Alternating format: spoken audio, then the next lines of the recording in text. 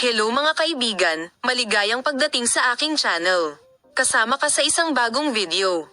Sina Engin Akyurek at Tagbabuyek Usten, ang sikat na mag-asawa ng Turkish television world, ay nasa agenda muli sa nakakagimbal na balita na lungkot sila nang malaman nila na ang kanilang Lux Mansion sa Los Angeles ay nawasak bilang resulta ng isang malaking sunog sa kagubatan.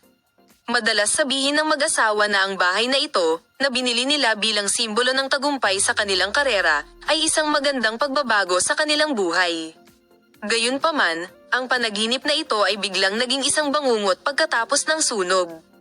Ang mga sunog sa kagubatan sa Los Angeles ay nag-iwan sa lokal na komunidad at sa maraming sikat na tao sa isang mahirap na sitwasyon. Kumalat ang apoy sa malawak na lugar sa maikling panahon, na nagdulot ng pinsala na nagkakahalaga ng milyon-milyong dolyar. Ang mga mansyon ni Engin at Tagba ay naapektuhan din ng kalamidad na ito.